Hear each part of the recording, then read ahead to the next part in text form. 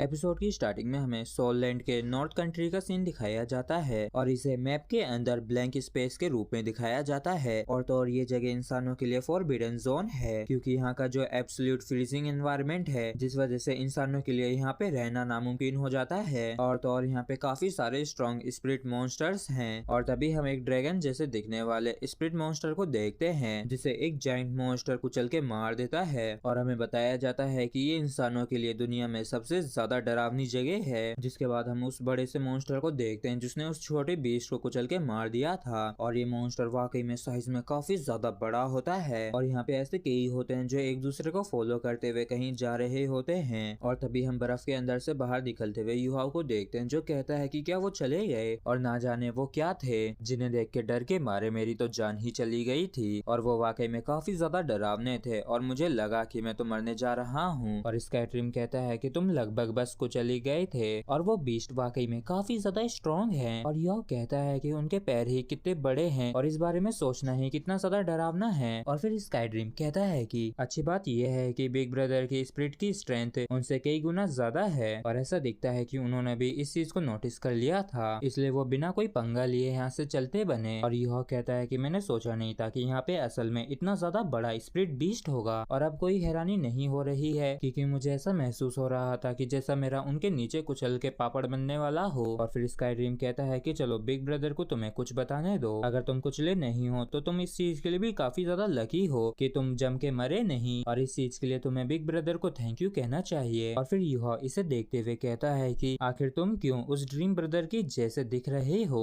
और अगर तुम स्काईड्रीम ब्रदर हो तो तुम्हें तो एक वॉर्म होना चाहिए। तो स्काईड्रीम कहता है कि क्या मेरा न्यू अपेयरेंस कूल नहीं है क्या? और तो और इस तरीके से तुमसे बात करना भी काफी आसान है और ये तो बस एक इल्यूजन है जिसे सिर्फ तुम ही देख सकते हो। तो युहा कहता है कि हाँ ठीक है जब तक कि तुम खुश हो। और फिर युहा उन स्पिरिट बीस्ट के बारे में पूछता है जो कि अभी अभी यहाँ से गुजरे थे। तो स्काईड्रीम इसे बताता है कि वो आइस डेविल टाइटन्स थे और जो अभी अभी यहाँ से गुजरा था वो एक आइस डेविल टाइटन किंग था और वो भी कम से कम 2 लाख ईयर ओल्ड है। और ऐसा भी कह सकते हैं कि वो सोल लैंड के सबसे बड़े स्पिरिट बीस्ट हैं। और इस चीज को सुनते युहा के काफी तगड़े वाले होश उड़ जाते हैं और ये कहता है कि ओ माय गॉड ये तो काफी ज्यादा डरावना है और जब ये इतने ज्यादा बड़े हैं तो ये पक्का इनविंसिबल होंगे। तो स्काईड्रीम कहता है कि तुम एक नंबर के गधे हो और तुम कितने ज्यादा स्ट्रॉन्ग हो ये तुम्हारे अपीयरेंस पे डिपेंड नहीं करता है। और इस लैंड में 3 आइस किंग्स हैं और ये जो आइस डेविल टाइटन था ये सिर्फ 3rd रैंक पर ही है और जो बाकी के आइस डेविल डीमन है या फिर आइस डेविल एम्परर ये दोनों बाकी के इस जैसे तो बड़े नहीं हैं लेकिन इनकी स्ट्रेंथ इससे कहीं ज्यादा है। और इन सारी चीजों को जान के युहा काफी ज्यादा डर चुका होता है और ये कहता है कि ड्रीम ब्रदर बहुत हुआ और अब मुझे और ज्यादा मत डराओ और ये नंबर 3 ही पहले से ही काफी ज्यादा डरावना है और मैं जितना हो सकेगा उतना दूर रहूंगा इन तीनों आइस किंग से। और रही बात मेरी सेकंड स्पिरिट रिंग की तो मैं उसे कहां से हासिल करूंगा? तो स्काईड्रीम कहता है कि वो बिल्कुल भी ज्यादा दूर नहीं है और युहा हम जिसकी तलाश कर रहे हैं वो इस लैंड के 3 किंग्स में से एक है और उसकी रैंक 2nd है। और इस चीज को सुनते ही युहा की गंदी वाली फट जाती है और ये डरते हुए कहता है कि क्या तुम सच कह रहे हो? तो स्काईड्रीम कहता है कि बेकार के मुंह बनाना बंद करो, तुम पे अच्छा नहीं लग रहा है। और फिर युहा रोते हुए कहता है कि ड्रीम ब्रदर हम इतनी दूर ट्रेवल करके आए हैं सिर्फ मॉन्स्टर्स का खाना बनने के लिए और यहाँ पे आना तो वाकई में सबसे बड़ी मूर्खता है। तो स्काईड्रीम कहता है कि हे मैंने पूरी प्लानिंग कर रखी है। और फिर युहा चौंकते हुए कहता है कि क्या सच में? जिस पर स्काईड्रीम भी एग्री करता है। तो युहा कहता है कि तो ठीक है अब जब मैं तुम्हें फॉलो करके यहाँ तक आया हूँ तो मेरी जिंदगी अब तुम्हारे हाथों में है और जितनी जल्दी तुम मरोगे उतनी ही जल्दी तुम री इनकारनेट होगे। तो स्काईड्रीम कहता है कि ये तुम क्या बेकार की बकवास करे जा रहे हो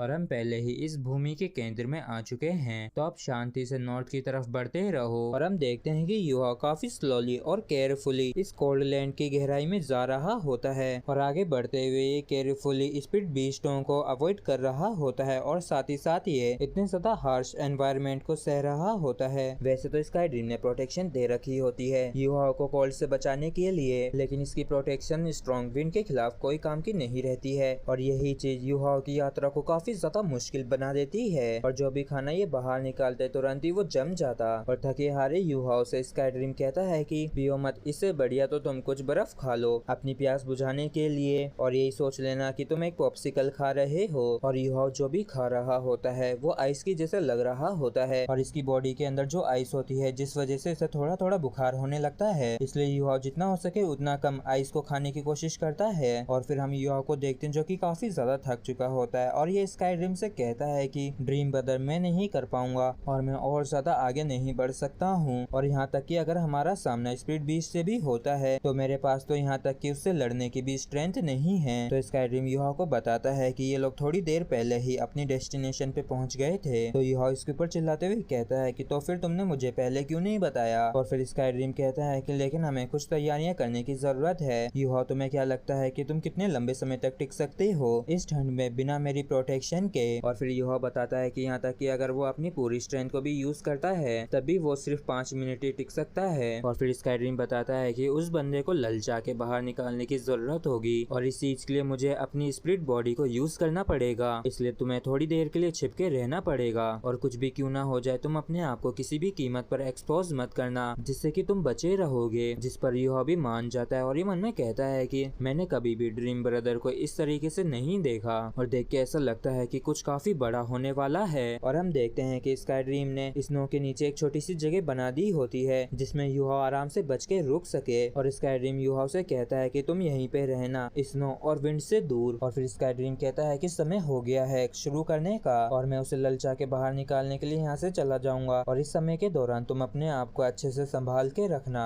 क्योंकि ना सिर्फ मुझे उसे ट्रैप करना है बल्कि उसके साथ नेगोशिएट करने की भी जरूरत है। और फिर युहाओ कहता है कि अगर हम सफल नहीं हुए तो हम दोनों ही फिनिश हो जाएंगे। तो स्काई ड्रीम कहता है कि अगर हम सफल हुए तो मैं तुम्हें गारंटी देता हूँ कि हम किसी भी चैलेंज के खिलाफ डट के खड़े हो सकेंगे और तो और तुम पूरी कंट्री के अंदर नंबर 1 सोल मास्टर होगे। और इतना कहते ही स्काई ड्रीम युहाओ की बॉडी को छोड़ देता है जिस वजह से युहाओ का भी काफी ज्यादा सिर घूमने लगता है और तभी युहाओ की आइज गोल्डन हो जाती है और ये इस बारी काफी बड़े एरिया को देख पा रहा होता है और युहाओ को भी समझ में आ जाता है कि ये इसकी स्पिरिट स्पाई नहीं है क्योंकि ये इसकी वाली से काफी ज्यादा बड़ी है। और तो युहाओ को ऐसी फीलिंग आ रही होती है जैसे कि सब कुछ उसके हाथ की हथेलियों के बीच में हो और तो इसकी स्पिरिट रिंग का कलर भी चेंज होने लगता है और ये बदल के गोल्ड हो जाती है जो कि 1 million year old spirit ring है और यही युहाओ की फर्स्ट स्पिरिट रिंग है। और युहाओ मन में कहता है कि एक दिन वो भी आएगा जब आसमां के नीचे कुछ भी ऐसा नहीं होगा जो कि मेरी आंखों से छिप सकेगा और मैं चाहता हूँ कि ये दुनिया मेरे आगे आत्मसमर्पण कर दे। और तभी हम युहाओ के अंदर से गोल्डन लिक्विड को बाहर निकलते हुए देखते हैं और ये उस गड्ढे से बाहर आके एक साथ मिलने लगते हैं और देखते ही देखते ये गोल्डन हो रहा एक ह्यूमन शेप ले लेता है और स्काई ड्रीम ने बिल्कुल युहाओ के जैसा लुक ले रखा होता है। और तभी स्काई ड्रीम कहता है कि आइस एम्परर मैं जानता हूँ कि तुमने मेरे प्रेजेंस को फील कर लिया है। मैं तियानमेंग यहाँ पे अपने बदला लेने आया हूँ और क्या तुम में हिम्मत है मेरा सामना करने की। और इसी के साथ फ्रेंड्स एपिसोड भी हमारा यहीं पे खत्म होता है। अगर आप लोगों को वीडियो अच्छा लगा हो तो प्लीज चैनल को सब्सक्राइब और वीडियो को लाइक करना ना भूले। Thank you.